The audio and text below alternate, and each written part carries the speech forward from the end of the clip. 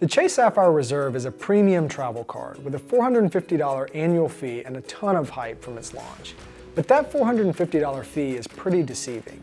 Every year you get a $300 travel credit. So even if you only travel a handful of times, it's pretty easy to earn back most of that annual fee.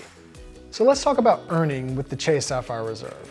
First off, you'll get 3 times ultimate reward points on anything travel and dining.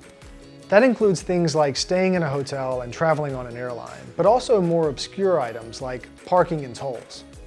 While the Chase Sapphire Reserve only earns 1x ultimate reward points on items outside of travel and dining, it is part of Chase's perfect quartet.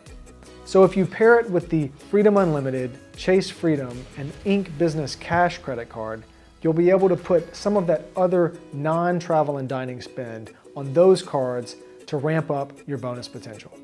On the redemption side, Chase Sapphire Reserve cardholders can exchange each ultimate reward point for 1.5 cents directly through Chase's online travel portal. You'll get maximum value by transferring those points to over a dozen travel partners, which we'll cover in another video. The $450 annual fee on the Chase Sapphire Reserve can be pretty daunting, but each year that you're a card member, you get a $300 travel credit back. It's automatically applied so you don't have to do anything else. Even if you only travel once per year, 1 round-trip flight or a 2-night hotel stay, you'll knock out that $300 right away. That means your out-of-pocket cost is just $150 per year. Chase offers a lot of value to offset that additional $150 that isn't included in the $300 travel credit, including a Priority Pass Select membership. Now this would cost you around $99 if you bought it externally, and it gets you and up to 2 guests into a lounge as you travel around the world.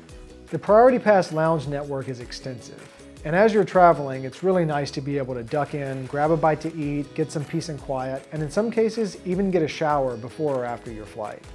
The Chase Sapphire Reserve also includes a TSA PreCheck or Global Entry travel credit that applies once every 4 years.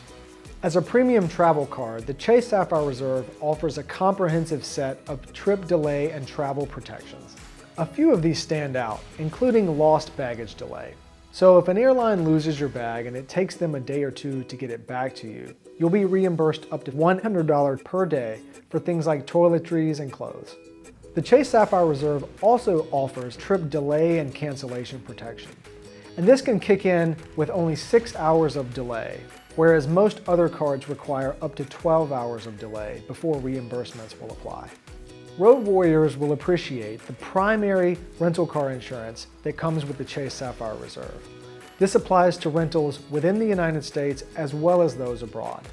Even in my case, I've rented a car with the Chase Sapphire Reserve, and when I returned it with a chip in the windshield, they covered it, no questions asked. Most rental car companies will charge you between $10 and $15 per day for this level of coverage. For even the occasional traveler, holding the Chase Sapphire Reserve is a no-brainer. There's an extensive network of travel partners and a comprehensive set of travel protections that really make it easy to maximize the value of the card. To learn more about what we think, be sure to check out our review below.